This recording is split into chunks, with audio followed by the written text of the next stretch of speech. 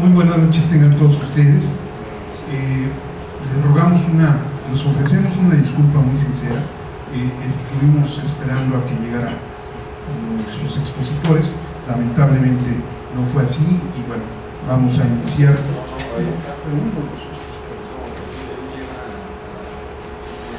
Perdón. Entonces, desconozco la razón por la que iniciamos esta. Voy a ceder el uso de la palabra al doctor Juan Jorge Rodríguez Bautista, quien además de ser tesorero de esta institución, será el moderador de este seminario.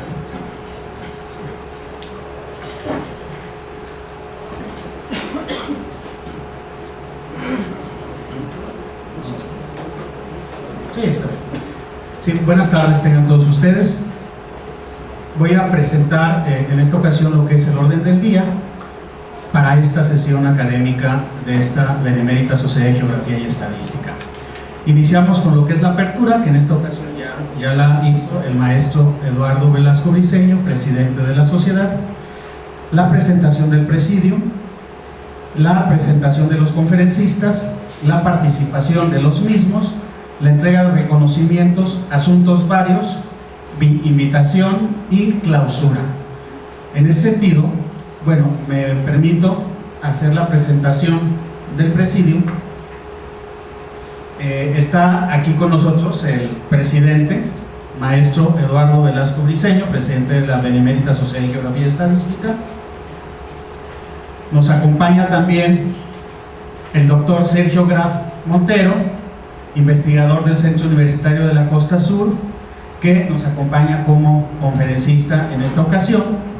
El doctor Eduardo Santana Castellón, coordinador general del Museo de Ciencias Ambientales, que también nos acompaña como conferencista. El ingeniero Raúl López Velázquez, vicepresidente y coordinador de este seminario. Su servidor Juan Jorge Rodríguez. Y en esta ocasión hago como tercer punto la presentación de los conferencistas.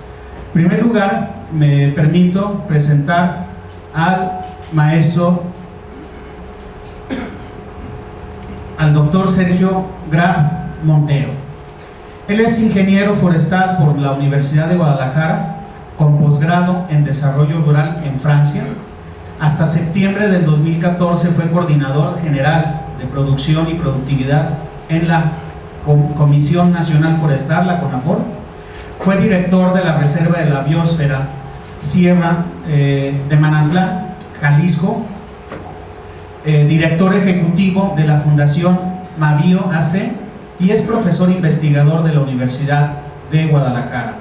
Ha realizado diversas evaluaciones independientes en materia de medio ambiente y recursos naturales para varios organismos nacionales e internacionales. Diseñó el modelo de asociación intermunicipal de medio ambiente y coordinó la creación de 6 de ellas en los estados de Jalisco, Yucatán y Quintana Roo. Diseñó el modelo conceptual y jurídico de los sistemas intermunicipales para la gestión integral de residuos sólidos en el estado de Jalisco y asesoró la creación de 4 de ellos. Fue coordinador del eje sustentabilidad en el equipo de transición del gobernador Aristóteles Sandoval y es miembro fundador de varias organizaciones de la sociedad civil. De la misma manera, me gustaría presentar al doctor Eduardo Santana Castellón. Es profesor investigador en ecología de fauna silvestre y manejo de áreas naturales protegidas. Actualmente es coordinador del Museo de Ciencias Ambientales del Centro Cultural Universitario de la Universidad de Guadalajara y coordinador de la muestra de cine socioambiental del Festival Internacional de Cine en Guadalajara. Fue jefe del Departamento de Ecología y Recursos Naturales y director interino del Instituto Manantlán de Ecología y Conservación de la Biosfera. Ha realizado investigaciones ornitológicas sobre el comportamiento de forrajeo, ecología reproductiva y dinámica poblacional de las aves del Caribe, Centroamérica y México. Ha publicado más de 100 trabajos técnicos y de divulgación. Formó parte del equipo que creó la Reserva de la Biosfera Sierra Manantlán, la Junta Intermunicipal de Medio Ambiente de la Cuenca del Río Ayuquila el Departamento de Ecología y Recursos Naturales y los programas de licenciatura, maestría y doctorado en Ecología y Manejo de Recursos Naturales de la Universidad de Guadalajara.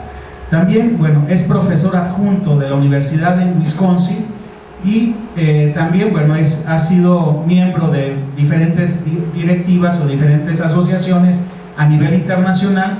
Ha dirigido más de 30 tesis, impartido más de 220 conferencias, siendo alguna de ellas por invitación en 50 diferentes universidades e institutos de investigación en Asia, Europa y América.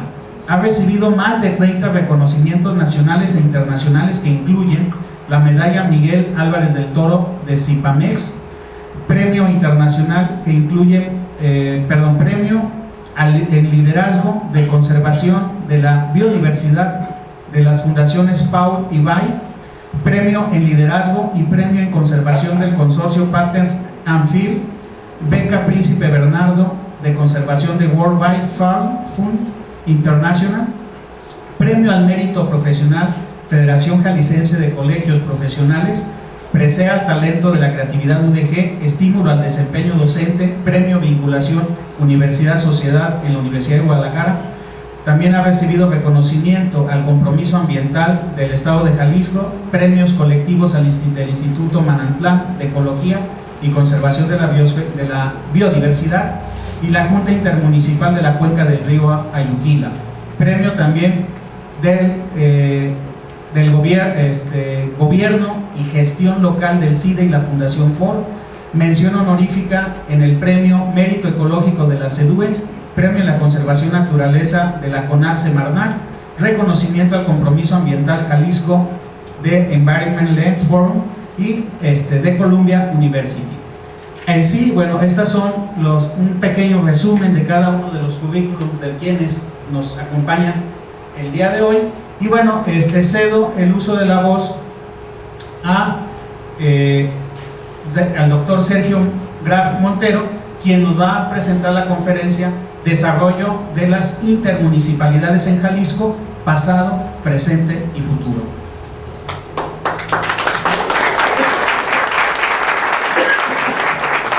Buenas tardes, muchísimas gracias a la Sociedad Mexicana de Geografía y Estadística por la invitación a este evento, y buenas tardes a todos. Voy a hacerles una presentación general de la experiencia de conformación y operación de las asociaciones de municipios en Jalisco en el contexto de manejo de cuencas como una opción de gobernanza para la gestión y desarrollo territorial a nivel regional. Lo voy a hacer así, como ustedes saben, México es un país vasto, con una gran cantidad de condiciones diferentes geográficas que hacen que este país tenga una gran diversidad de condiciones ambientales y por lo tanto una diversidad biológica enorme. Tiene 2 millones de kilómetros cuadrados y más de 100 millones de habitantes, donde también, además de la diversidad biológica, una gran diversidad cultural y étnica en el país. Esto se ve reflejado en una gran cantidad de condiciones de hábitats, la que sigue, y desafortunadamente, aunque somos un país con una gran diversidad de condiciones, con una gran riqueza cultural, estamos enfrentando problemas desde hace ya algunos años sumamente complejos que han generado un proceso de deterioro de los recursos naturales y de las condiciones de vida de las poblaciones que viven en los diferentes territorios del país. Problemas que están ligados a la gestión de recursos naturales, al desarrollo propio de las colectividades, el impacto sobre la calidad de agua, la deforestación, la minería, la degradación de las zonas del litoral, etcétera, y que están enfrentando problemas emergentes como el crecimiento demográfico en las urbes, una concentración importante de la población en urbes, pero con un fuerte énfasis también en el crecimiento demográfico en el litoral, y con problemas en algunos casos de abandono en el medio rural, actividades emergentes que fueron muy importantes en el pasado, como la minería, que han estado desarrollando, se están generando problemas tanto ambientales como sociales en muchos lugares del país, entrando en conflicto incluso con las actividades en las cuales el propio país se ha ido empujando, como es la conservación de la biodiversidad a través de áreas naturales protegidas, por ejemplo. ¿Sí? Estos problemas no nada más es un problema de carácter ambiental, es un problema que tiene impactos económicos y sociales cada vez más importantes. Estamos ante un problema de pérdida del capital natural, que es la base en la cual los dueños y poseedores de los recursos naturales en el país están perdiendo capacidades para fincar su desarrollo futuro, que sería fundamental para mantener una equidad y un desarrollo más equitativo en los contextos regionales. Estamos enfrentando ante los fenómenos de cambio climático un mayor impacto sobre los desastres naturales, una presencia cada vez más frecuente e intensa de fenómenos meteorológicos como huracanes, que aunado al proceso de degradación de los recursos naturales y la pérdida de capacidad resiliente o adaptativa de los bosques y las sociedades, está generando impactos a poblaciones cada vez más vulnerables. Estamos enfrentando problemas económicos en zonas del litoral ligados a pérdida de competitividad por la degradación de los recursos, o incluso un creciente desarrollo de conflictos ante recursos escasos, principalmente el agua, ya sea para consumo humano o el uso para actividades industriales. ¿Sí? Perdón, la anterior, no, para terminar. La anterior. Estos problemas además están exacerbados ante una falta de capacidad institucional para poderlos abordar en todos los niveles gubernamentales, en el federal, en el estatal y en el municipal, que históricamente estaban relacionados a un cambio constante en las políticas públicas, la conformación del gobierno, el cambio de las administraciones, que se ha ido disminuyendo en el ámbito federal. Es decir, las dependencias del gobierno federal se han ido estabilizando en la ejecución, en la permanencia de las políticas públicas, pero los gobiernos estatales siguen ante problemas de cambio, de recambio de políticos, y por lo tanto de políticas y de personas que tienen que atender los problemas públicos, y eso hace que sea muy difícil darle continuidad de mediano y largo plazo a problemas que no se resuelven en un trienio, un sexenio. Y esa problemática se ve mucho más agudizada en los gobiernos locales. Los gobiernos federal y estatal cada vez están perdiendo mayor capacidad operativa ante los problemas de ajuste estructural de las administraciones y el adelgazamiento público, del gasto público, y esto hace que se tenga cada vez una menor capacidad de intervención a nivel local, lo que nos lleva a ser un país que se gobierna a base de programas, es decir, de transferencias de recursos en los cuales se ha buscado formas de interactuar con la iniciativa privada para esto, pero que generalmente ha tenido algunos problemas en su articulación. Afortunadamente, bueno, adelante.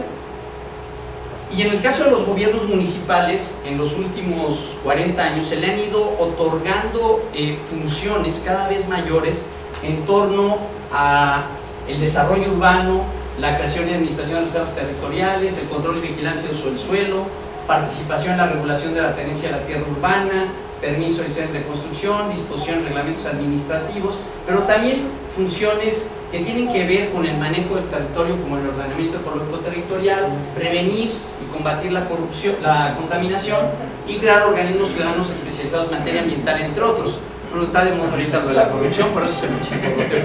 Ayer yo leyendo el periódico, como eso lo leo uno todos los días.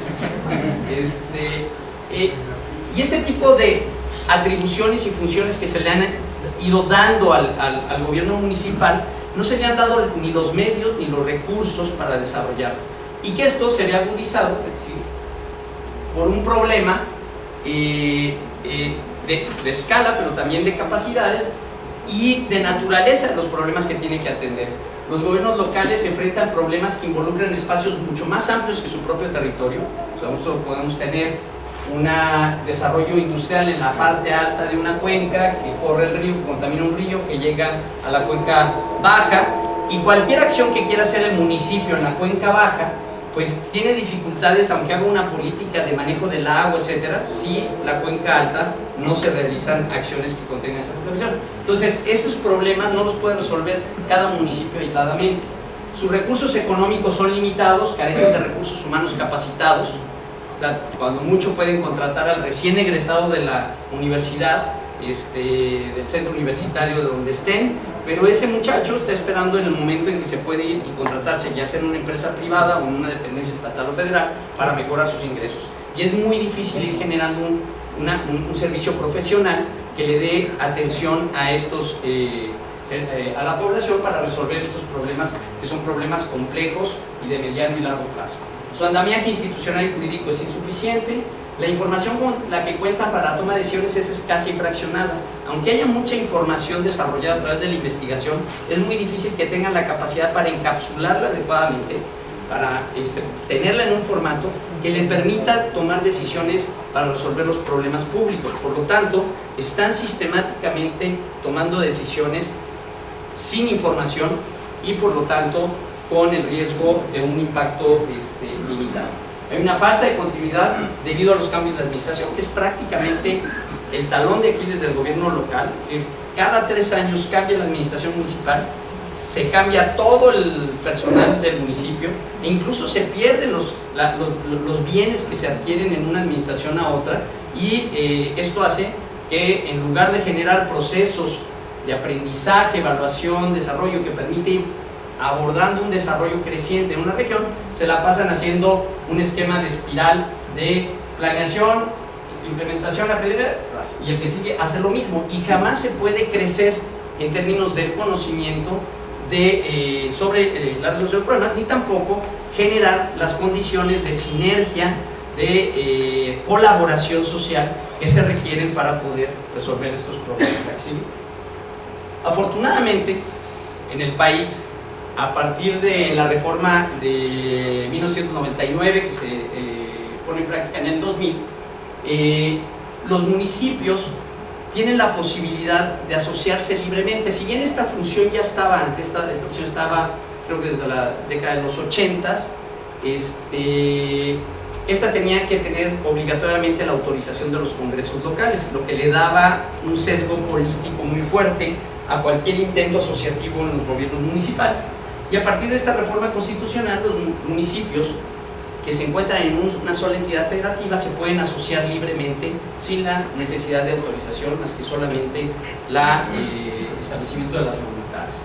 Y esto se facilita desde una perspectiva jurídica por la presencia de un marco legal, que es, además de la Constitución, un marco legal reglamentario, que es el de organismos públicos descentralizados, que permite la estructuración de agencias de carácter intermunicipal que están enmarcados en estos marcos legales. Y ahorita vamos a ver el proceso.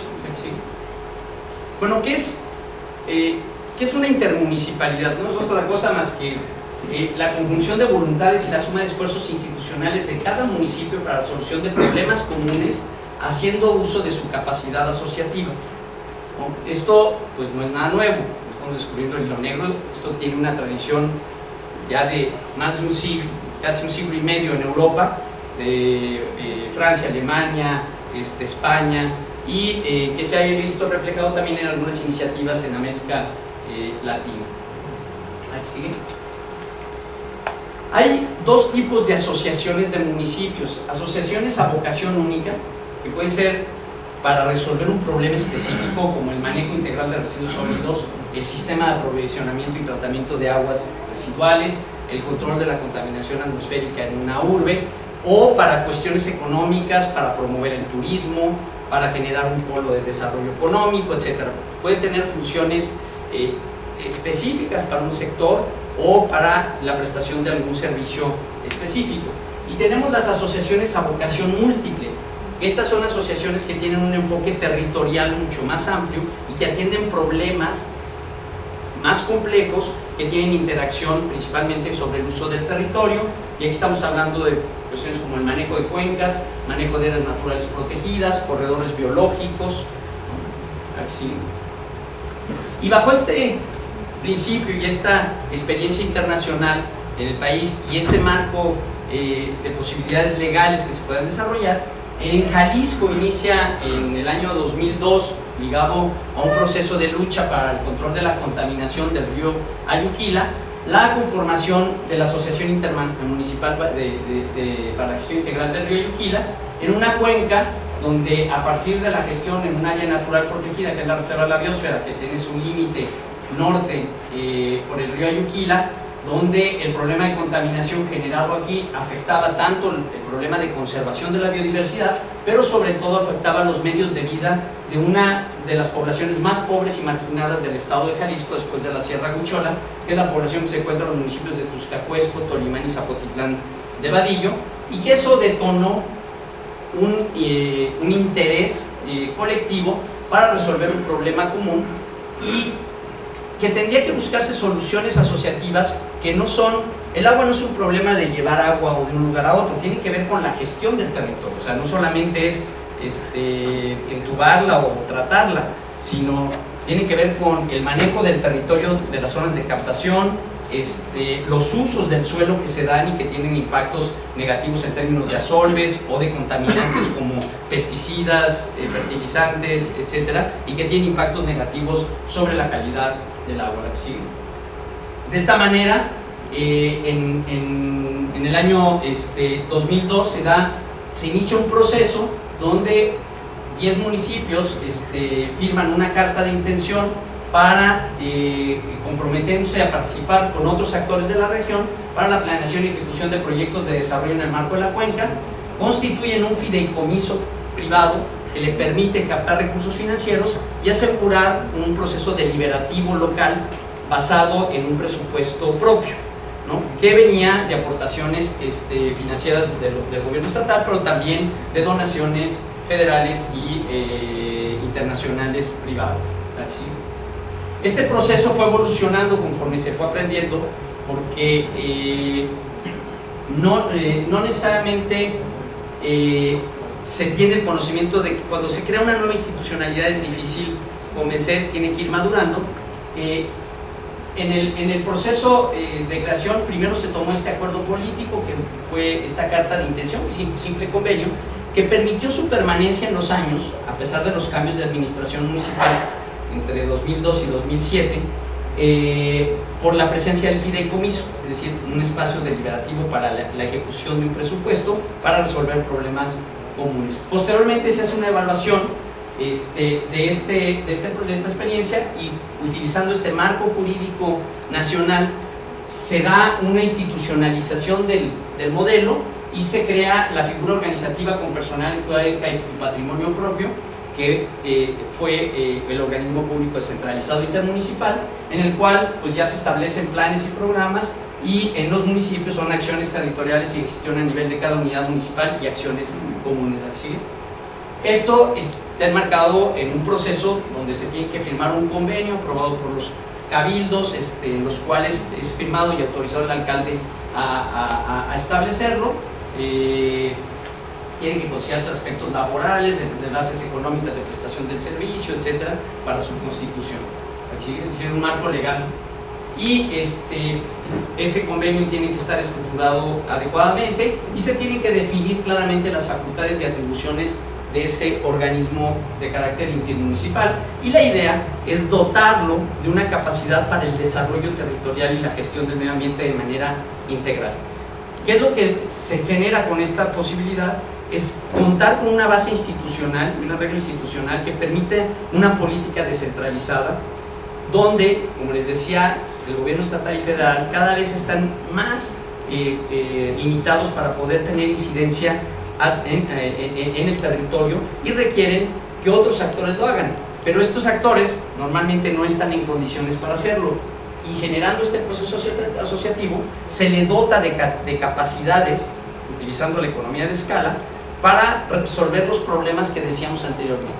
Y hacer un organismo público descentralizado intermunicipal, puede pasar de una administración a otra sin ninguna dificultad. Se requiere hacer todo un proceso de inducción de los nuevos alcaldes, etcétera, pero la Junta Intermunicipal del Río Ayuquila se creó como organismo, bueno, se inició como asociación de municipios en 2002 y se creó como organismo público descentralizado en 2007. Entonces pues ya cumple 2002 a 2015, 13 años.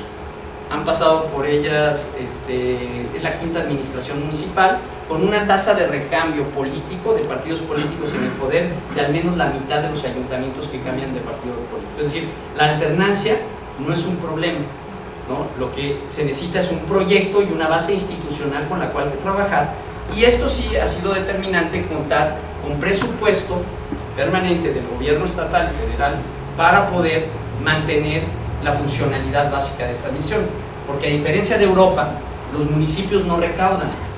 Los municipios mexicanos tienen una base de recaudación muy débil, ligada principalmente al predial y el agua, ¿no? Que tiene serias dificultades, sobre todo el agua de recaudación, y no podrían estar manteniendo una administración de una agencia como esta. Sí participan económicamente, pero sería imposible. Entonces, al tener un sistema federal subsidiario, pues es fundamental que se reconozca que por sí mismos los ayuntamientos es muy difícil. En el caso del medio rural, no es el caso de las zonas metropolitanas donde sí hay capacidades, pero en el medio rural es muy difícil que asuman los costos totales de funcionamiento, ¿sí? Y esto nos permite en el modelo construir una base institucional ligado a un proceso de toma de decisiones colectivo, donde la ley de organismos públicos descentralizados permite la participación de todos los actores involucrados en la solución de estos problemas, donde está participando en el Consejo de Administración de la Junta de Gobierno de este organismo, está el gobierno federal, el gobierno estatal, los 10 alcaldes, en este caso de la Ayuquila, la Universidad de Guadalajara y la Fundación Manantial. Entonces permite que estos actores que no cambian tan fácil en el tiempo puedan mantener un sistema de sinergia para desarrollo de capacidades, etcétera. Y la presencia de la Federación y el Estado aseguran con los municipios, con el gobierno local, un proceso de colaboración intergubernamental basado en una agenda pública específica. Y esto nos permite atender una serie de agendas para resolver problemas públicos que tienen que ver con el manejo del territorio, la participación, impulsar la participación pública, el saneamiento y restauración del río, fortalecimiento de las capacidades institucionales, manejo de residuos sólidos, protección y manejo de bosques, manejo integral de recursos hídricos. Y cada una de estas actividades está relacionada con las capacidades que va adquiriendo este organismo, es decir, su base laboral es muy chiquita. Es un organismo que está integrado, su agencia o su dirección ejecutiva solamente tiene 3 personas, un director, un jefe de proyectos y un administrador. Todos los proyectos, todo el demás personal que se contrata es por proyectos ligados a estas capacidades. Entonces, si atiende un proyecto de bosques, como vamos a ver ahorita, el gobierno federal, el gobierno estatal transfieren recursos para que puedan desarrollar estos u otros organismos lo pueden hacer, ¿no? Y esto nos permite atender los componentes más importantes de una buena gobernanza, que es ir trabajando en generación de información de calidad y pertinente, con una vinculación con la generación de conocimiento vinculado a una institución académica, una coordinación intergubernamental de los 3 órdenes de gobierno, instrumentos innovadores de políticas públicas, transversalidad, cultura de sostenibilidad, una ciudadanía más activa y consolidar el capital social y la capacidad de los actores locales. Esto enmarcado en un territorio y basado en la interacción de los actores y con un marco de reglas del juego claro que les permita interactuar, ¿sí? Y esto permite, en una lógica de gestión de una cuenca, no competir con otros ámbitos de la ley y de atribuciones legales que tienen las instituciones. Por ejemplo, hay consejos de cuenca y comisiones de cuenca en el país que tienen un mandato legal en el marco de la ley de aguas. La Asociación de Municipios no sustituye esa comisión de cuenca, se integra a la comisión de cuenca orgánicamente, pero con una agenda clara de contribución y no nada más tener a los municipios organizando la comida que le corresponde para que la Conagua se la pase gusto en el viaje, ¿no? Entonces, esto permite desarrollar una agenda interesante que permite tener una interacción más cercana con las iniciativas locales, comunitarias, y que puede estar perfectamente vinculado con los aspectos de los, por ejemplo, otras plataformas de participación y de planeación del desarrollo establecidas en este caso en la Ley de Desarrollo Rural Sustentable, a través de los consejos de desarrollo rural sustentable o los COPLADEREX, etc. Aquí sí. Esto, bueno, estos componentes de una buena gobernanza, pues empieza a ser posible empezar a diseñar prácticas urbanas sustentables, separación de desechos sólidos. Por ejemplo, en el caso de la Yuquila, los 10 municipios tienen un programa doméstico de separación de desechos sólidos, con separación de desechos que van del 50 al 80% de la separación de los residuos a nivel de la casa. Si no va un camión, se lleva y allá lo separan en unas bandas. La gente integra, y lo que ha hecho los gobiernos municipales es adecuar sus sistemas de recolecta para poder asegurar que la voluntad ciudadana de participar en un problema, en resolver un problema común, pues no sea una falacia. Es decir, cuando aquí en el estado sale la ley para la obligatoriedad de la separación de desechos sólidos, y uno se ponía muy trucho y separaba su bolsita con los orgánicos, pues llegaba el camión y no nos veía uno cómo lo aventaban la bolsita del orgánico adentro.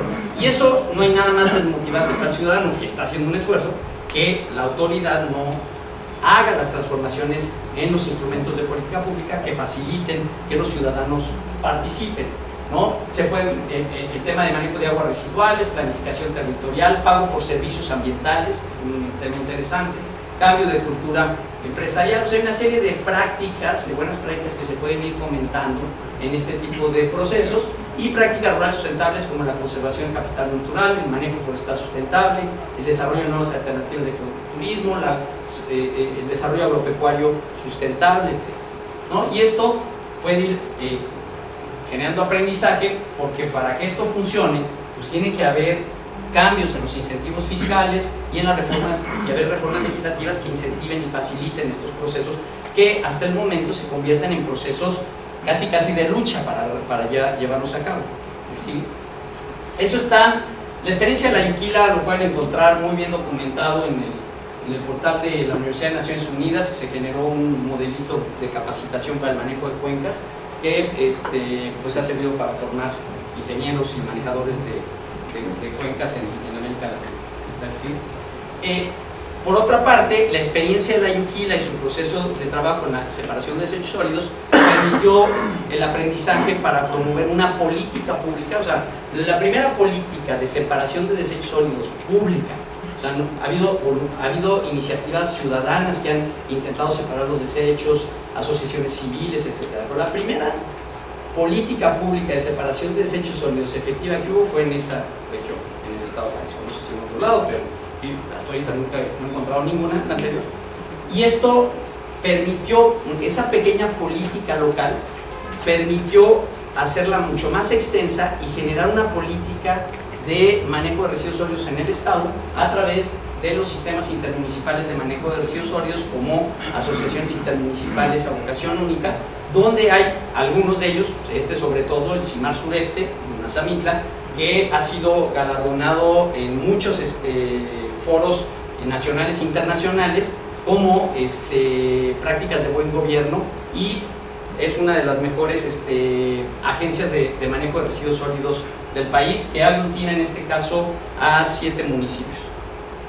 Este CIMAR, por la naturaleza y la ubicación en los límites con Michoacán, sí generó una asociación con 2 municipios del estado de Michoacán, y ahí se requirió el acuerdo de la autorización de los congresos para poderse asociar, ¿no?, entre 2 estados. Pero ha estado funcionando bien, y esta es una experiencia de incluso de asociación de municipios de 2 entidades federativas, ¿sí? Bueno, por otro lado, nos estamos enfrentando, o sea, cuando estamos hablando de agua y el problema, aunque la sociedad local lo que quería resolver en una primera instancia, el problema de contaminación, pues el problema de gestión del agua tiene aristas impresionantes: el manejo del territorio, la conservación de bosques, etc. Entonces, esto se tiene que manejar como una política de desarrollo territorial mucho más amplia, y que en el marco del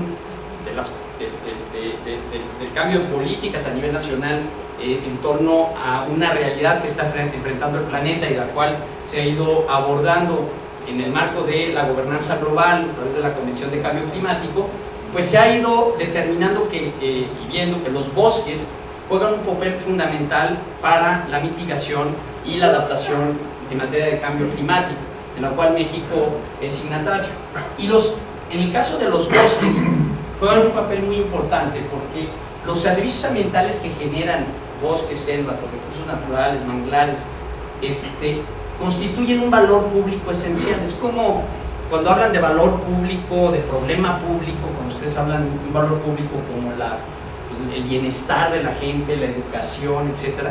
De la misma manera, si perdemos nuestros ecosistemas y la capacidad de estos ecosistemas para proveer adecuadamente los servicios ambientales, pues todo el mundo sabe qué sería un servicio ambiental, pero por ejemplo el hecho de que llueve en una montaña, esa montaña está bien conservada, se infiltra el agua y el agua sale en fuentes de agua de manera limpia, sin sedimentos, esa agua se lleva a una presa y esa presa genera energía eléctrica o se abastece de agua para el riego de un distrito o para el aprovisionamiento de agua potable de una ciudad. Ese es un servicio ambiental y el problema del agua no es un problema de tubos y mangueras y tratamiento, es un problema de la gestión integral de la cuenca, ¿no?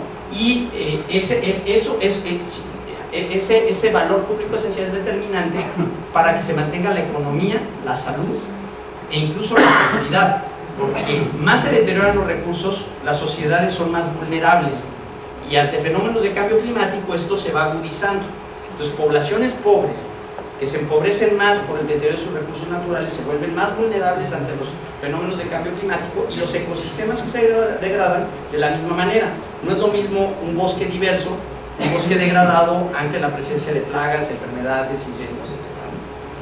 La deforestación y degradación y las prácticas de uso del territorio no sustentable afectan la provisión de servicios ambientales y se constituyen en un problema público que requieren una atención, como todos los problemas públicos, transversalidad de políticas, presupuestos, organización, arreglos institucionales adecuados, etc. Pero por otra parte, los bosques juegan un papel global importante, ya que son los resumideros de CO2, ¿no? Ya que mantienen el balance de gases en el clima y la pérdida de bosque genera importantes emisiones de CO2 a la atmósfera, de tal grado que en el marco de la Convención de Cambio Climático, la iniciativa para reducir deforestación y degradación a nivel global se ha convertido en una prioridad a nivel internacional y en la cual México ha sido signatario y ha metido toda una estrategia para el éxito. En el caso de Jalisco, para que nos demos cuenta del tamaño del problema, esta es una imagen, como aquí son muchos geógrafos, dije voy a poner un mapita, no les va a caer bien. Este es un mapa de la costa de Jalisco, es donde está el 90% de los 85% de los bosques del estado. Lo que ven en verdes son los bosques primarios en buen estado de conservación, ¿no? Bosques templados, selvas medias, estas de aquí, y el verde clarito, las selvas bajas. Lo que ven en amarillo es la zona agrícola, ¿no? Básicamente, y lo que ven en anaranjado y rojillo y rojo son bosques degradados. No, perdón, lo agrícola es lo que está sin color, lo que está en amarillo clarito son las selvas secas degradadas, lo que está en amarillo más intenso es las selvas, las medianas degradadas, y lo rojo son los bosques templados degradados. De la imagen de 1995 y es de la imagen del 2007. El proceso de degradación de nuestros bosques es aceleradísimo, y si bien también se pierde directamente de bosque primario a pérdida, más o menos se pierde de bosque primario a deforestación se pierde es 1 punto y cacho por ciento anual, 9% para el bosque secundario, 0.3, perdón, 0.3 al tercero 0.3. Bueno, el caso es que lo que ustedes pueden ver es que de bosque primario a pérdida es muy poco, pero de bosque primario a degradación es altísimo. Y luego la degradación, el bosque secundario se pierde mucho más que el bosque primario. Entonces lo que tenemos en Jalisco y en muchas otras partes del Pacífico, por el tipo de actividades económicas y el tipo de ecosistema que contamos, es que el bosque se degrada y luego se pierde y no se recupera. cosa que es muy diferente en la península de Yucatán, donde tenemos un sistema de uso del territorio con una humedad mucho más grande, una dinámica de vegetación mucho más fácil de regenerar, y sistemas de uso del suelo tradicionales, que es el sistema de rosa-tumba-quema, el rotatorio, que permite tener pérdidas en un año pero recuperaciones, pérdidas y recuperaciones. Obviamente eso está cambiando y se está cada vez perdiendo más y recuperando menos. Pero en el caso de Jalisco vamos en un proceso de pérdida y nada de recuperación, y eso ha hecho que Jalisco sea el segundo estado con mayor deforestación neta del país. Y una cosa muy curiosa, siendo un país, en un estado industrial, a diferencia, o sea, si me dicen que Chiapas, sus emisiones de gases de efecto invernadero, en su inventario de emisiones, el 60% de las emisiones están relacionadas con el uso del suelo, es decir, con las actividades agrícolas, pecuarias, forestales. Bueno, pues es un estado rural, básicamente, 60% de la población vive en el campo. Pero en un estado como Jalisco, donde más del 80% de la población vive en ciudades, que las emisiones, el balance de emisiones del estado, el 30% sea de este sector, es altísimo. Monterrey, su contribución, por ejemplo, el estado de Nuevo León, su contribución es de todo el estado en materia de uso y cambio de suelo, como el 11%, y tienes el mismo nivel de desarrollo entre las dos unidades. Entonces tú tienes un problema que en las zonas forestales del estado se está perdiendo así. Para esto el país ha lanzado una política basada en el acuerdo internacional, que es la estrategia de reducción de emisiones por deforestación y degradación más, que llaman en México, que lo que no es todo un tema, no voy a clavar en esto, pero México ha decidido impulsar esto reconociendo que el problema de deforestación y degradación es un problema complejo, que no tiene que ver solamente con el sector forestal y que requiere la articulación de políticas públicas para su solución. Y entonces lo que se busca es un proceso de desarrollo rural bajo en emisiones que se pretende implementar, reforzar el manejo comunitario de los bosques, más o menos en el país. Para que sea una idea, cerca del 70% de los bosques y selvas de México son propiedad de ejidos y comunidades. Y México tiene una larga experiencia del manejo comunitario de bosques, que esta política lo que pretende es fortalecerlo para asegurar también el desarrollo de estas comunidades. Y lo que se busca es un manejo integrado del territorio, ¿sí? Esto como está en proceso de negociación a nivel internacional, México está preparando su estrategia nacional, su sistema de monitoreo, su sistema de salvaguardas, para poder estar listos en el momento que esto se firme a nivel internacional en procesos de reconocimiento de esfuerzos y transferencia de recursos de los países desarrollados a los países en desarrollo. Y para esto México lo ha iniciado en 5 estados a través de una iniciativa de reducción de emisiones, ¿sí?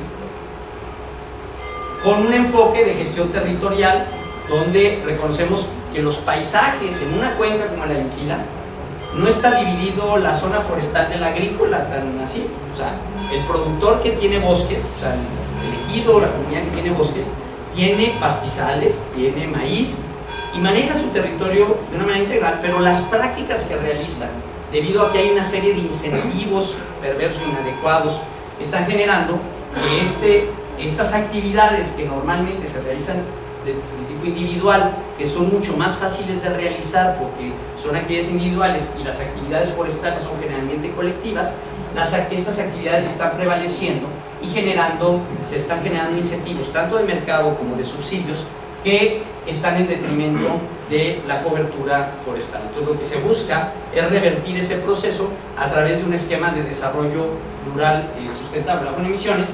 Y uno de los problemas por los cuales esto generalmente es difícil de hacer, entonces cualquiera diría, no, es que la transversalidad de políticas ya está en la ley, ya tenemos 20 años donde está la Ley de Desarrollo Rural Sustentable, más de 20 años, que dice que es obligación de las dependencias del gobierno federal, estatal, de municipales, colaborar y articular sus políticas para poder atender los problemas del desarrollo.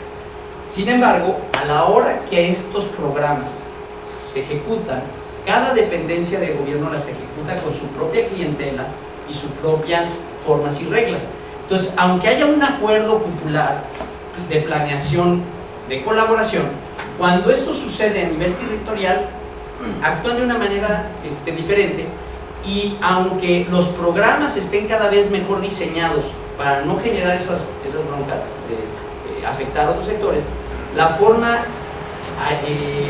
yo veo como autopistas separadas, la forma de implementación no aseguran que esas virtudes de los programas generen sinergia y detengan y resuelvan el problema público que pretenden resolver.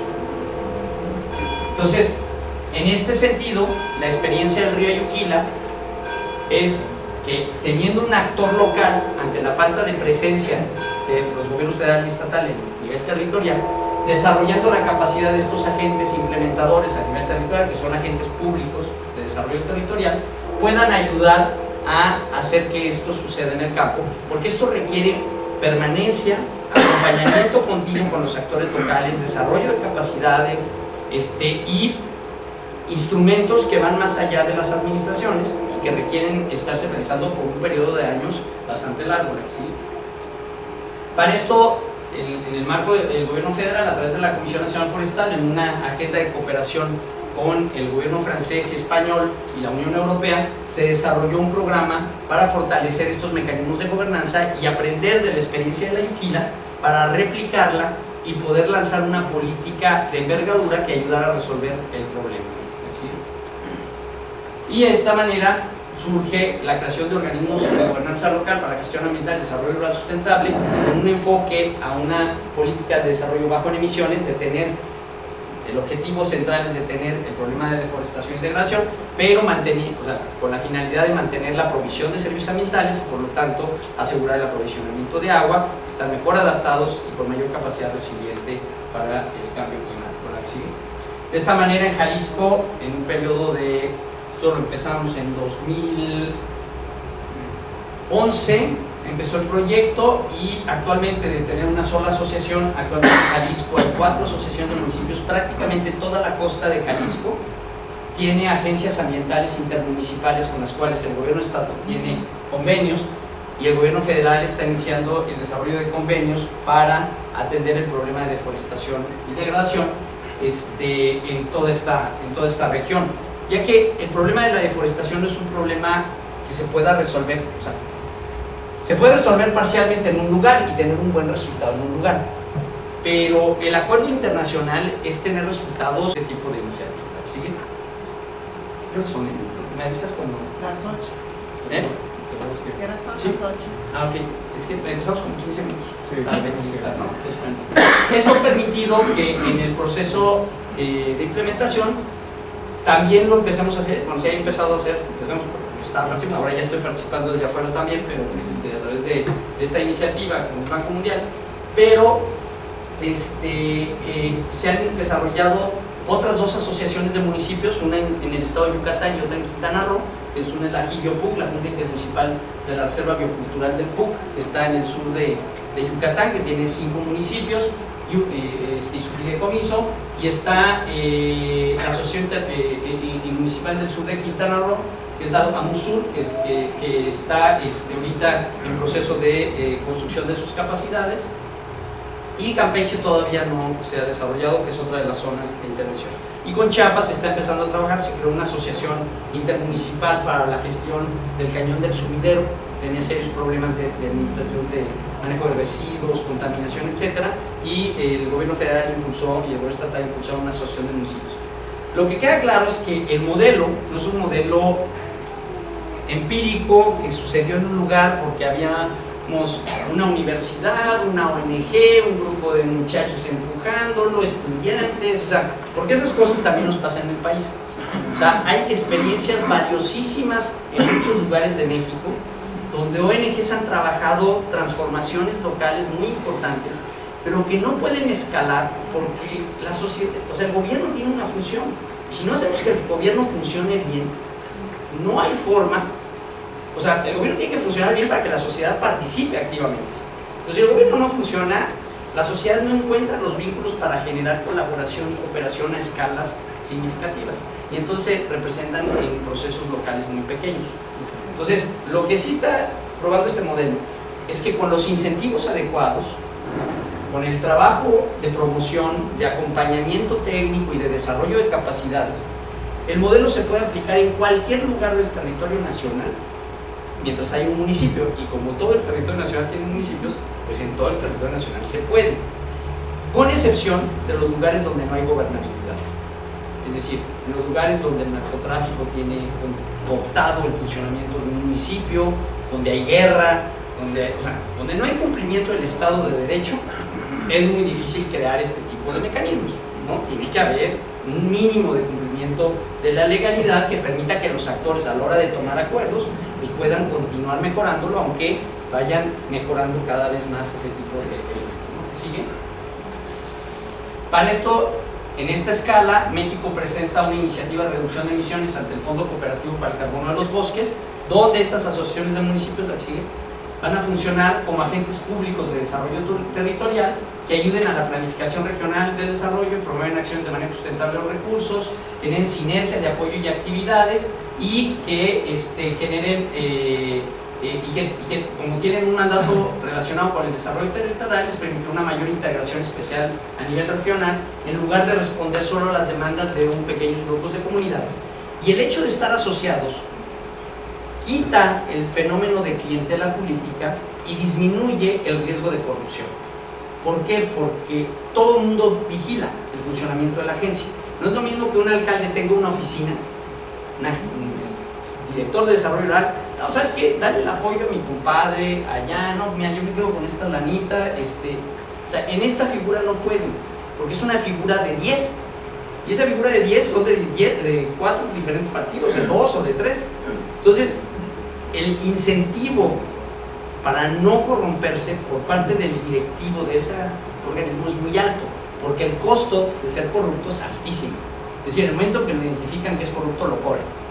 O sea, no hay quien lo proteja, ¿no? Y ha habido procesos en los cuales no ha funcionado un director y se han establecido prácticas de evaluación. Todo el sistema de contrataciones, o sea, además se les acompaña para generar buenas prácticas de gestión pública. Y entonces tienen sistemas de adquisiciones donde participa la sociedad civil, ¿no? Los procesos de adquisiciones, donde participan, tienen todo el sistema de contratación del personal es por competencias y por concurso. Entonces tienen que sacarse una convocatoria y la decisión de contratar es una decisión colegiada, no es una decisión unipersonal. Por lo tanto, pues ninguno de los alcaldes puede imponer ni a su compadre, ni a su amigo, ni a nadie, porque todos tendrían que tener un compadre, un amigo que está formando parte de eso y no pueden tener 10 directores. Entonces, ese tipo de figuras ha permitido un establecimiento de buenas prácticas en el servicio público que normalmente no se tenía que seguir. Y esto pues lo que te permite es, bueno, esta lo damos para tener tiempo de preguntas. ¿Sí? Bueno, imagínense este modelo para administrar una cuenca que se le ha invertido dinero, también puse otro mapa. Una cuenca donde se ha invertido, que es de gran interés para Jalisco, donde se le ha invertido una cantidad de dinero impresionante, es la cuenca del Lerma Santiago.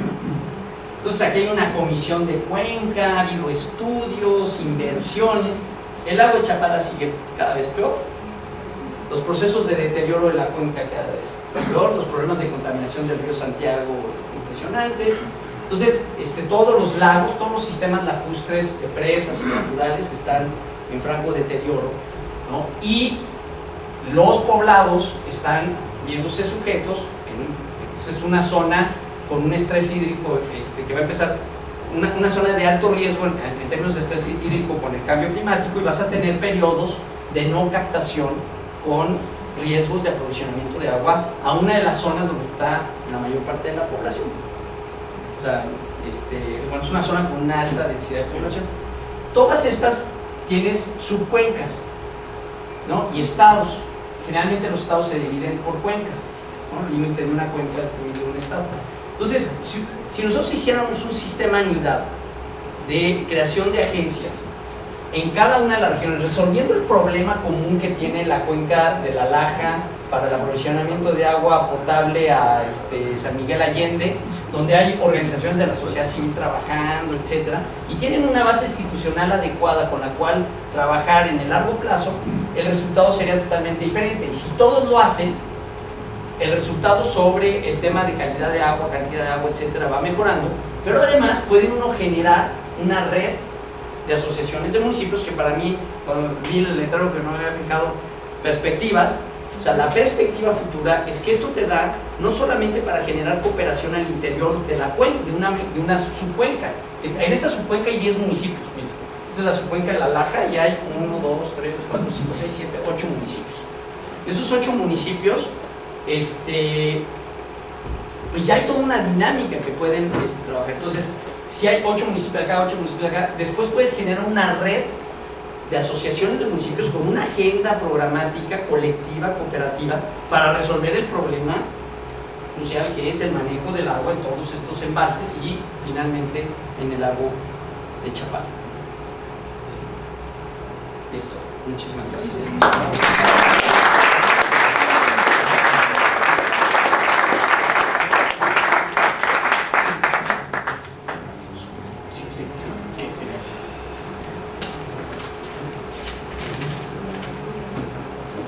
Bueno, muchas gracias al doctor Sergio Graf. Bueno, es que no soy doctor, soy maestro en ciencias, no Maestro, sé equivocar, bueno. perdón. Pero no vaya a ser que después lo acusan a uno de dar su mano. Bueno, el maestro Sergio Graf, le agradecemos mucho su... Puede decir Sergio. Sí, muchas gracias, muchas gracias.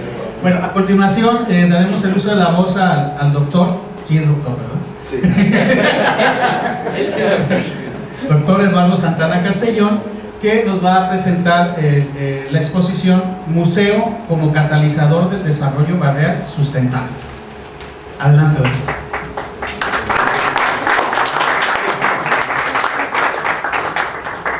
Bien, muchas gracias. De veras que sí me siento honrado por la invitación que me hacen para compartir pues experiencias y a nivel personal lo que es la pasión de mi vida profesional ahorita, que es diseñar el Museo de Ciencias Ambientales. Yo he ido en mi vida de pasión en pasión en pasión, bueno, una sola esposa, pero pero digo profesionalmente, la verdad que la primera fue la conservación de la fauna y la investigación de la fauna silvestre en la Sierra de Manantlán, y después la reserva de la biosfera. Ahí se dio un cambio en mi profesión, y donde cambié de ver principalmente la fauna y la naturaleza a cómo protegerla. Y el área protegida no implica solamente preocuparse por la... estoy haciendo tiempo, así que en cuanto esté listo lo podemos poner. Cómo protegerla, y el área protegida implica no solamente los pajaritos y las flores, sino también las poblaciones humanas, algunas que han vivido en esas zonas por milenios. O sea, hay una continuidad cultural que la podemos llevar a más de 1000 años. Y de ahí pasó Sergio Graf, fue mi alumno, ahora es mi maestro,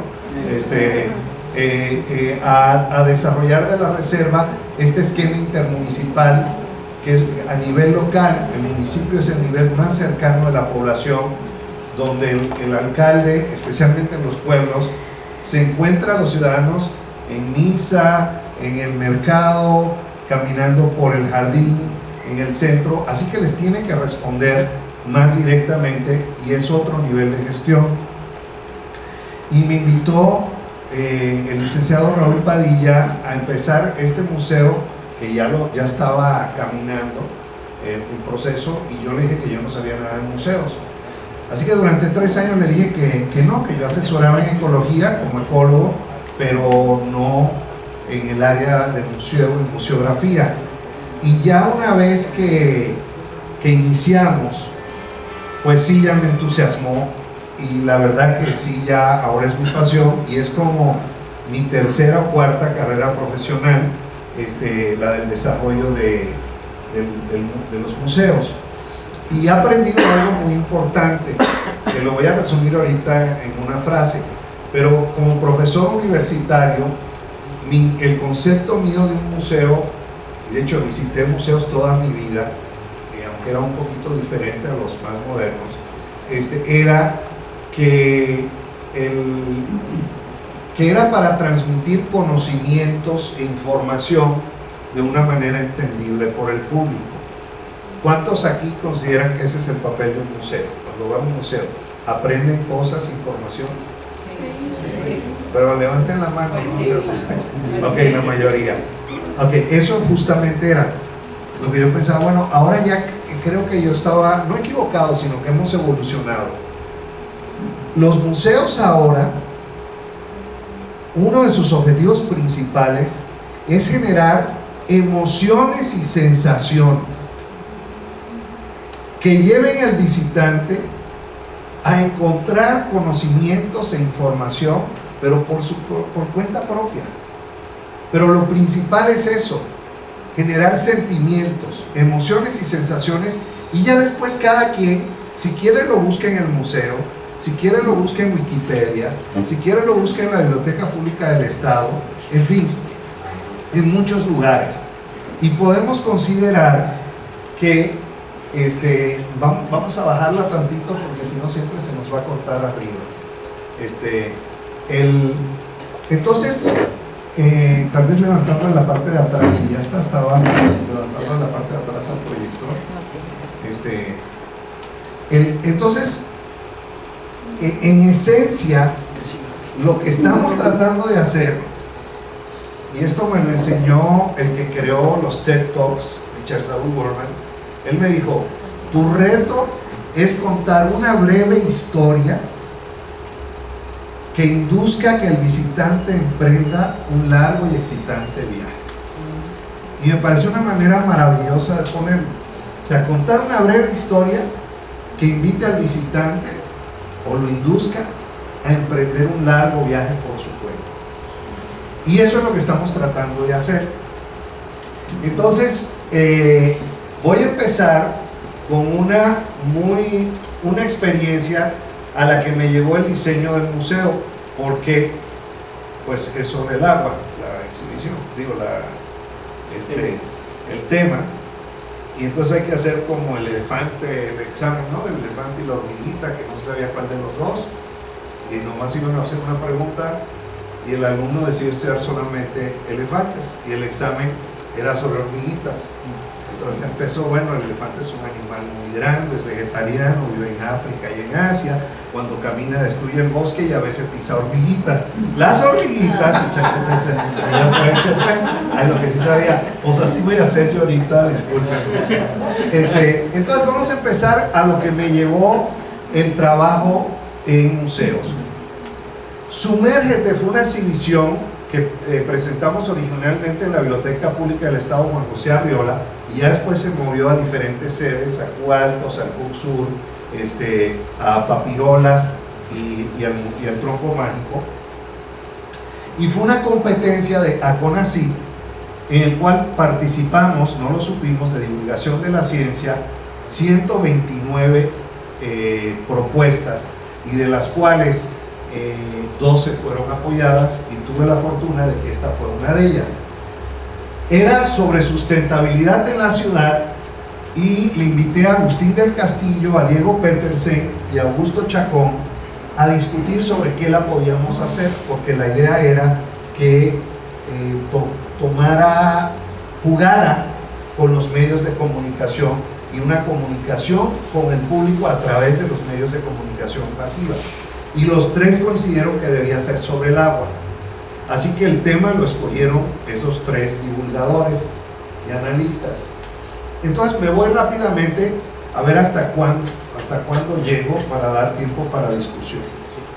Entonces, bueno, Sumérgete lo diseñamos con todos estos temas que no los vamos a la siguiente, cada vez que haga así es que vamos a cambiar. Se diseñó específicamente para complementar la currícula a nivel de sistema de educación media superior, tomando una problemática socioeducativa a analizar, teniendo una serie de dimensiones formativas sobre dónde se pretende actuar, de valores, actitudes, habilidades y destrezas y conocimientos, y pretende la exhibición contribuir a un cambio de patrones de comportamiento individual y colectivo para promover la acción a favor del cuidado, respeto y uso sustentable del agua. El impacto formativo en la educación formal implicaba complementar, actualizar y profundizar las competencias que se presentan en la currícula formal, y bueno, también impartaba el Bachillerato General de Competencias en 19 asignaturas. Es decir, los juegos y las exhibiciones son una herramienta más para que los profesores y las profesoras hagan que los alumnos se interesen más por su tema. Vamos a la siguiente. Esta fue la distribución general que dimos, no me voy a tardar en esto.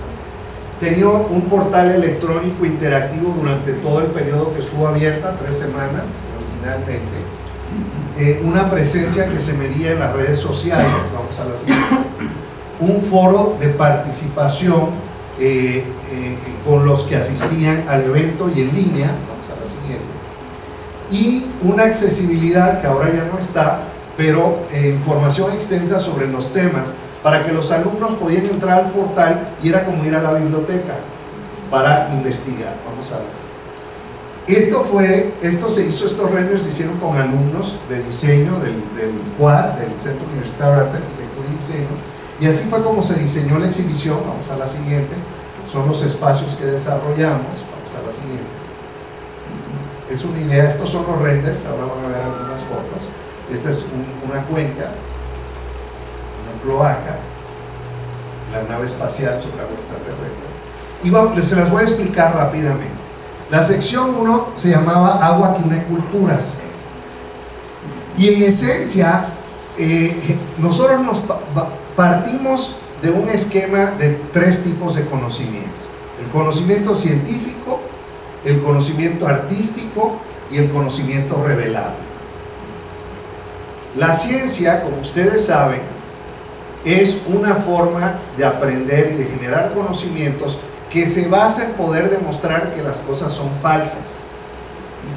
Cualquier manifestación o hipótesis que no se pueda demostrar que es falso no es una sentencia o una manifestación científica, entra en otro lado.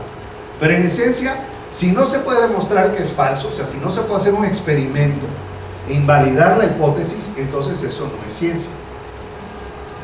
El arte es otro tipo de conocimiento, que es nuestra interacción emocional con el entorno, plasmado de una manera y compartido con otros. A veces entendemos mejor la realidad no viéndola, sino a través de una representación artística de ella, como a veces entendemos mejor un proceso político en una caricatura que en una foto. Por eso tenemos caricaturistas. Y el conocimiento revelado es un elemento espiritual, y en todas las religiones se basa en fe. No se basa en probar que algo es cierto o es falso. El probar si es cierto o falso es totalmente irrelevante. Se basa en creer, por eso se llaman creencias, en tener fe, y eso lo establecen todas las religiones. Entonces, los 3 tipos de conocimiento se valen y no tienen problemas entre ellos. El problema es cuando un conocimiento se quiere aplicar al otro. Ahí sí, es como si jugáramos póker y lo quisiéramos jugar con las reglas de ajedrez, pues no se vale. O a jugar ajedrez con las reglas de damas chinas, pues no va a funcionar. Entonces, por eso no hay en realidad conflicto entre los 3 tipos.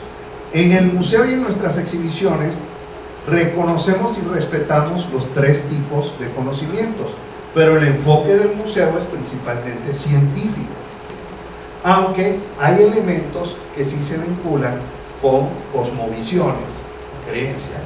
No importa que sean mitos wixárikas, o sean mitos católicos, o sean mitos musulmanes, se respetan los mitos, y también con el arte que nos dice todo. Entonces, entre exhibición y exhibición teníamos poemas sobre el agua de diferentes, José Emilio Pacheco, Federico García Lorca. O sea, a veces un poeta explica mejor las cosas que un científico. Entonces, empezamos con el agua une culturas. La leche no es divina ni sagrada en todas las religiones, ni el jugo, pero el agua sí. Entonces, aquí en esencia comparábamos religiones, y lo interesante era que siempre el agua es sagrada y divina en todas las culturas del mundo. Por algo será. rápido porque si no, no. La número 2 se llamaba Saliva, Sudor y Lágrimas y era sobre la fisiología del agua, pero le llegábamos de otra manera para que los chavos y las chavas se interesaban. ¿Cuántas albercas de meados llenamos en Guadalajara todos los años? ¿Cuántos garrafones de agua lloras en tu vida? ¿Cuántos garrafones de agua de sudor llenas durante un día o un mes caluroso?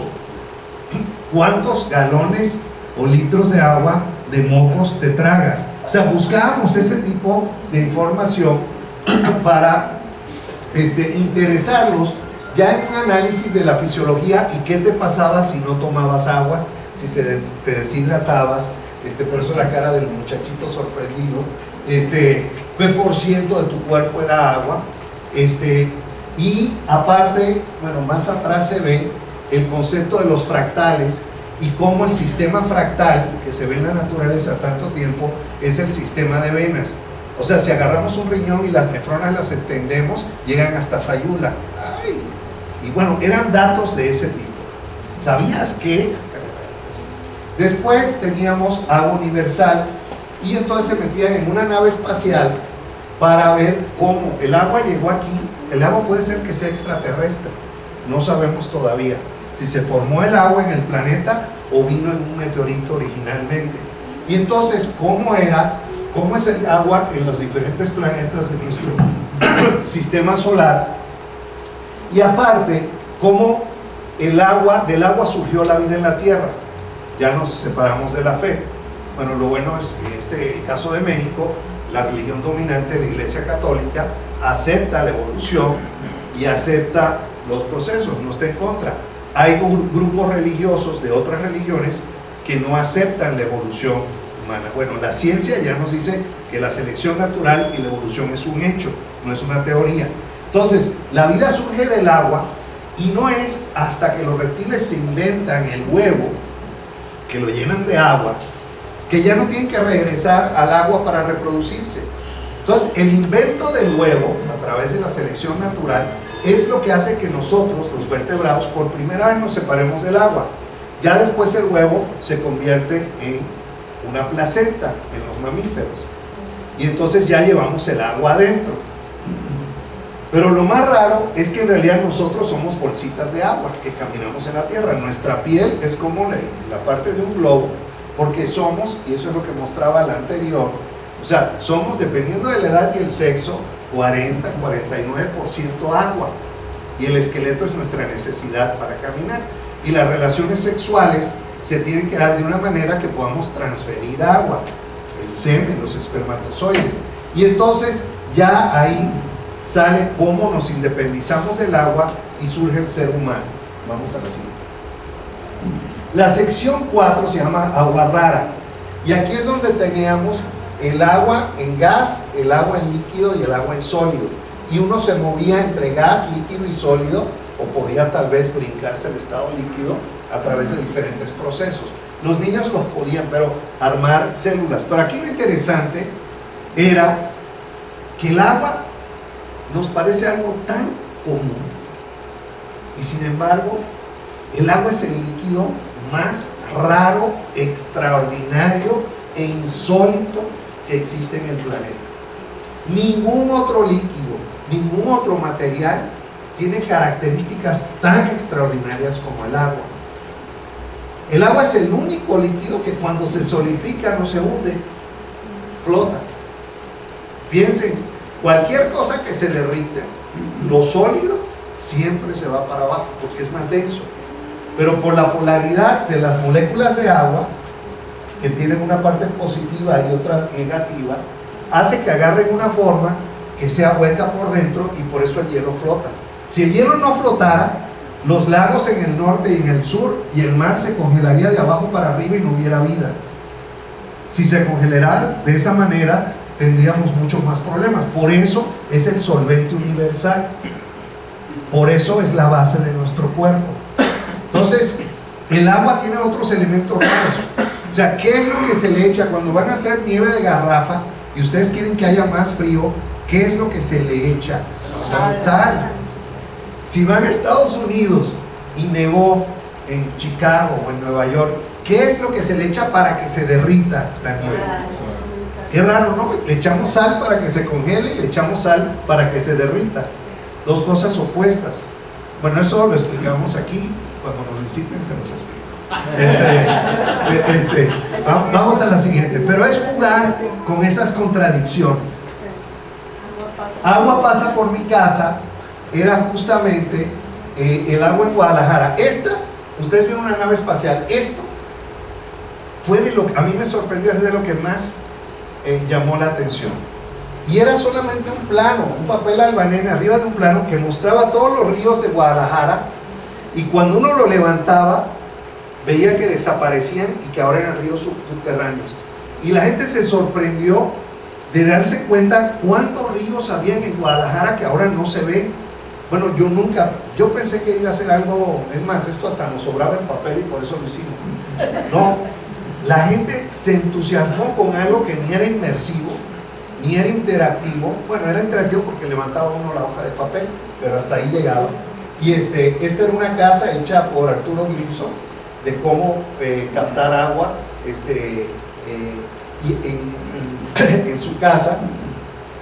Y agua pasa por mi casa, cómo la hacemos potable, si el agua suena, la llave está abierta, que hay detrás de una botella de agua, las presas. Aquí entrábamos sin, esto es importante, sin tomar partido en una discusión, sino presentar dos argumentos. O sea, nosotros no tendríamos nuestro nivel de desarrollo si no tuviéramos presas. Así de sencillo.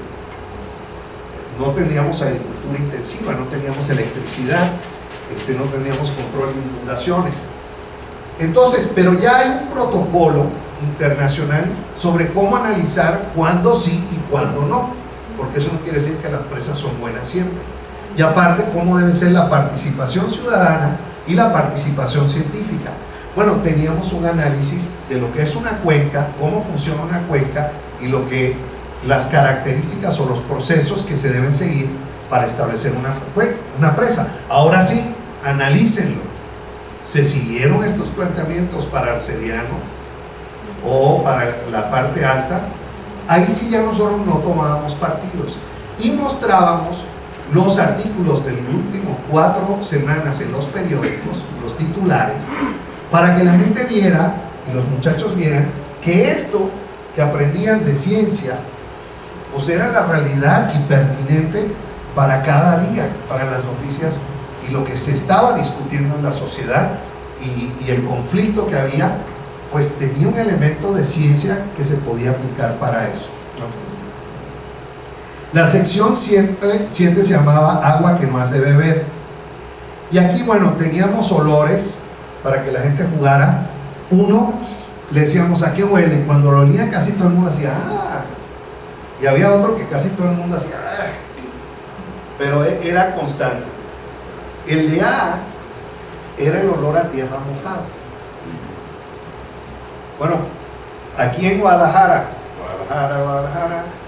huele esa figura a tierra mojada. Bueno, ¿qué es el olor a tierra mojada? A ver, ahí minerales. Espumas volcánicas. Pero en esencia, la frescura. Pero todo eso en esencia, lo que nos genera se llama geosmina y viene de unos hongos. Hay 2 elementos y de aceites que están en semillas de plantas que están en el suelo. Parece que en todas las culturas, y no importa cuál sea, el olor a tierra mojada es agradable, porque esas semillas y ese aceite lo que hace es que la semilla no germina hasta que no caiga el agua. De nada sirve germinar en medio de secas. Y entonces, al parecer, asociamos ya inconscientemente el olor a tierra mojada con fertilidad, con producción, con la temporada agrícola. Por eso es que en todas las culturas el olor a tierra mojada se considera hermoso. El otro olor era lo que se huele cuando las cosas se descomponen. cuando hay metano, aunque el metano no es el fuego en sí, sino olor a azufre, y de ahí esa era la introducción para meterse en la cloaca. Y entonces la cloaca, pues ahí habían ratas, un pañal, tierra, y era cómo la basura nuestra afecta la cloaca, y cómo en las ciudades dividimos o no dividimos nuestras aguas negras de nuestras aguas pluviales y los impactos que esto tiene. La cloaca es lo que constantemente más gustó en todos. El agua también mata.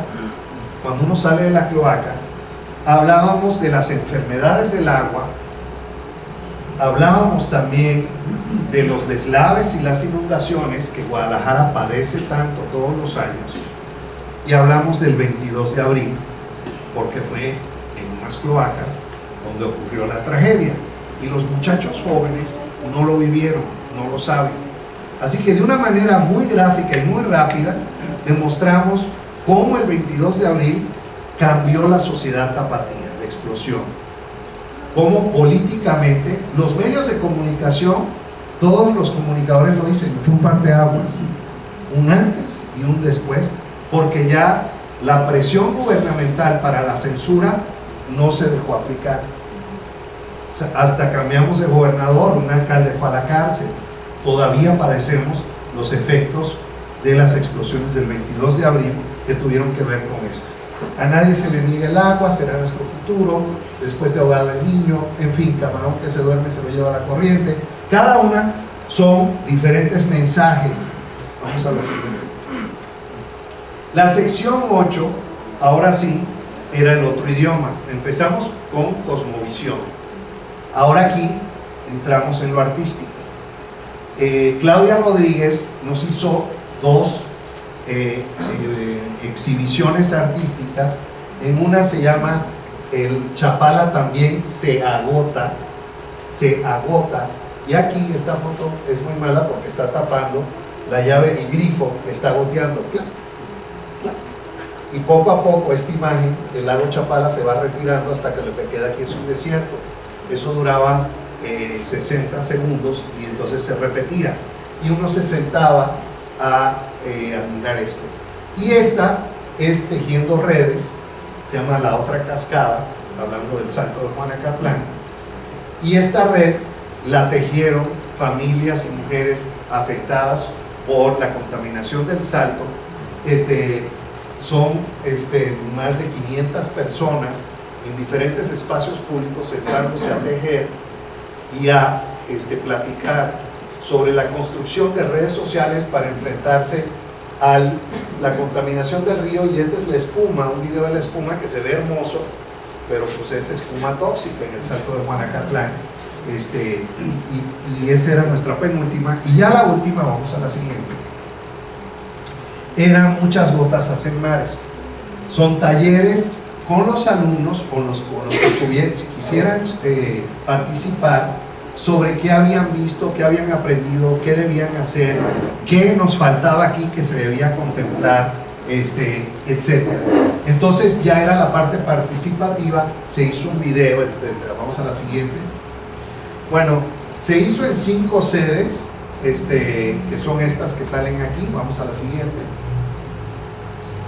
Tuvimos 12.936 visitantes hasta la fecha.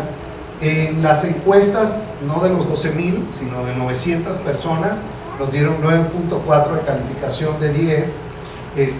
Lo que más gustó fue la cloaca, la nave espacial, la mesa de flujo, que ya no le expliqué, pero era agua caída de una nube en una montaña, va fluyendo el agua, y los niños podían ponerle una presa. Y al ponerle la presa ocurrían varias cosas. Un pueblito que había al lado se inundaba, unos bosquecitos se inundaban, pero una turbina empezaba a dar vuelta y la parte de los cuamiles abajo empezaba a salir agua de riego, y agarraba uno un cable y se lo ponía, lo clavaba al lado de la ciudad, y la ciudad se prendía en luz. Pero habían unos peces migratorios que se veían que eran lucecitas moviéndose, en el cual habían dos, una de chacales, macrobrachios, los camarones de agua dulce o langostinos, que se veían moviendo, y cuando uno metía la presa se apagaban las luces arriba de la presa. pero salía otra, se prendía otra especie, la lobina, que además es depredador de los otros, pero es pesca deportiva. Entonces, no se decía esto está bien, esto está mal, solamente eran procesos para que después los muchachos lo discutieran con los alumnos. Vamos a la siguiente. Y cuando, que esto es la parte para mí muy importante, la exhibición cambió tu forma de ver el agua, el 87% nos dijo que sí, el 13% nos dijo que no, y uno no quiso contestar. Esto, vamos a la siguiente, esto es parte de lo que tratamos de hacer. El agua la vieron diferente. Entonces, el Museo de Ciencias Ambientales que estamos desarrollando, la idea es presentar lo ordinario de forma extraordinaria, presentar lo cotidiano de forma maravillosa. Y el emprender el viaje es que una vez que la gente salga del museo, nunca más va a haber un supermercado de la misma manera cuando lo visite. Nunca más va a haber una intersección en Guadalajara de la misma manera. Cuando vea los cables de la luz, el tendido de luz frente a su casa, no lo va a pensar de la misma forma. Cuando vea un edificio alto construyéndose, o cuando vea las inundaciones en Guadalajara, no lo va a pensar de la misma manera. Eso es lo que esperamos. Estamos entrando en un proceso de diseño con participación ciudadana. Uso este foro para invitarlos, por favor, a participar en qué debemos tener en el museo. Y ahorita me voy súper rápido, a ver si en 10 minutos presento una presentación de 50 minutos. Confluencias es el concepto principal del museo. Siguiente. Y miren qué hermosos son los museos. Estos son los lemas del ICOM. Los museos como agentes del cambio social y desarrollo. Les faltó esa parte que lo decía. En el 2010, museos para la armonía social. Y este año, museos para una sociedad sostenible. Estos son los lemas de todos los museos del mundo. Cada año cambia, que establece el International Council of Museums. La historia tiene dos. Una empieza en Manantlán y muy orgullosamente por alumnos de la Universidad de Guadalajara.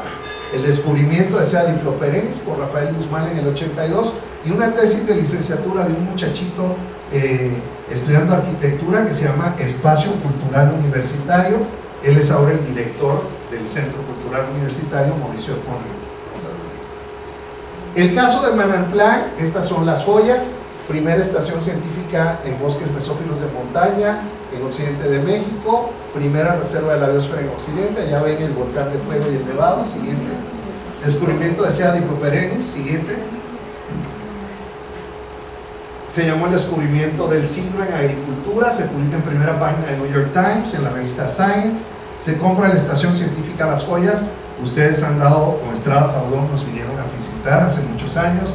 De hecho tembló la cabaña cuando hablábamos de movimientos tectónicos ese día. Vamos a la siguiente.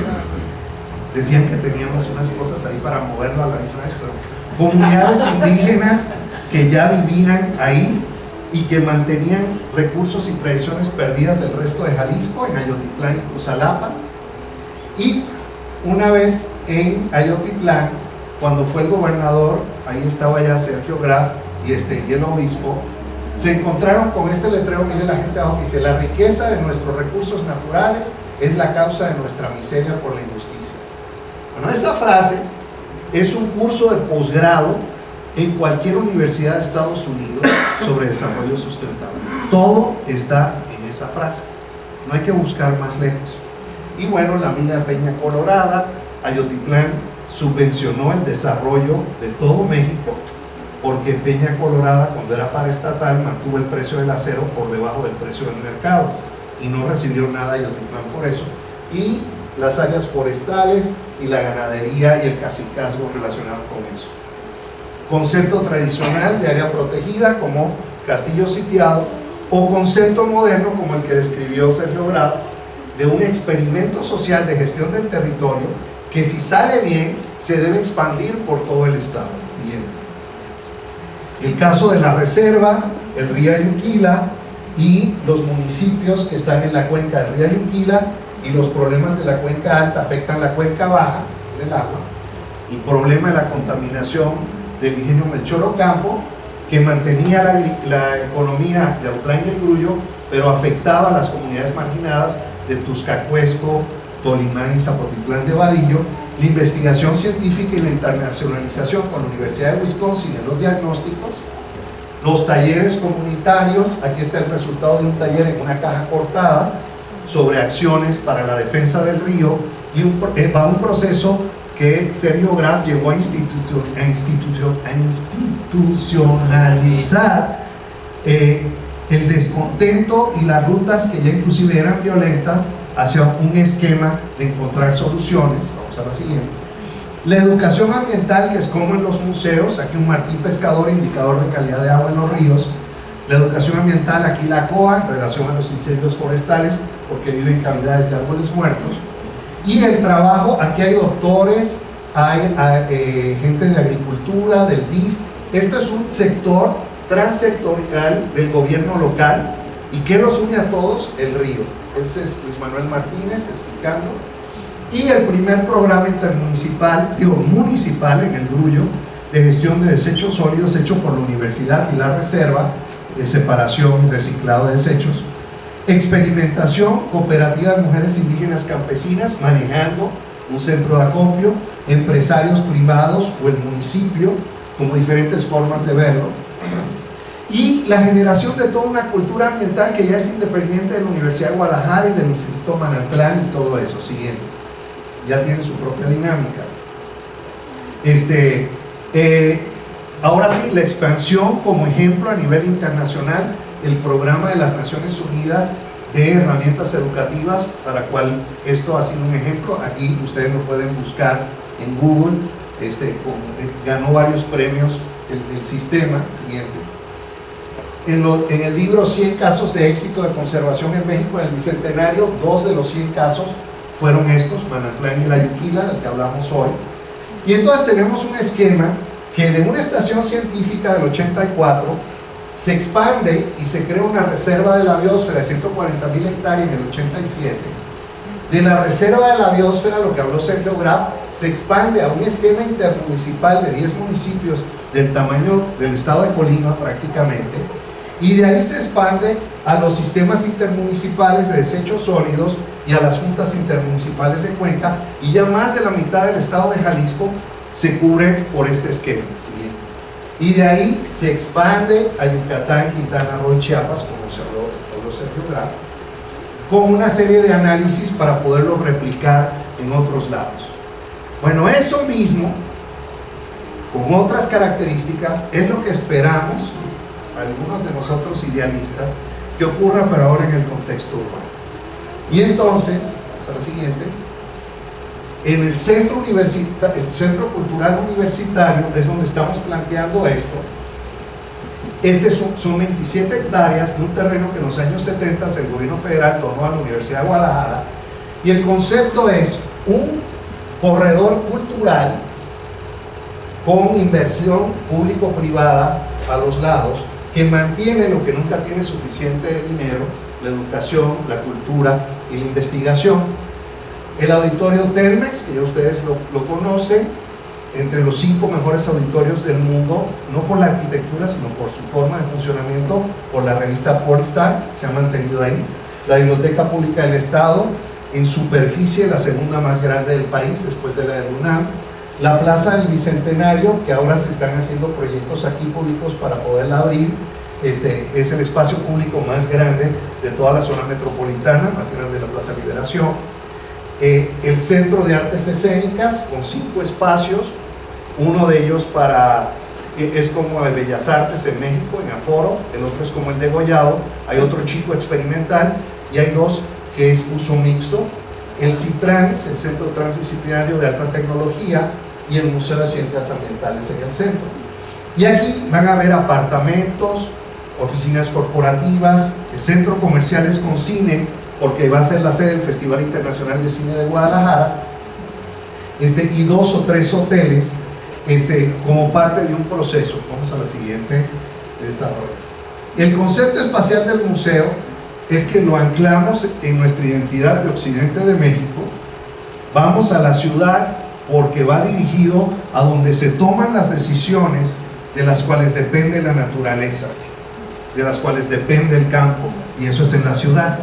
Así que lo hacemos urbanocéntrico, adrede.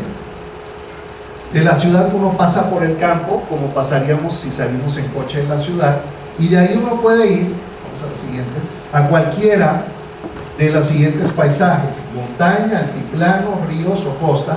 El visitante se puede mover, y el último paisaje es el paisaje de la esperanza, de que efectivamente podemos cambiar las cosas. Pues ahí se quedó la plática. Las otras 150 diapositivas se las comparto en otra ocasión. Muchas gracias.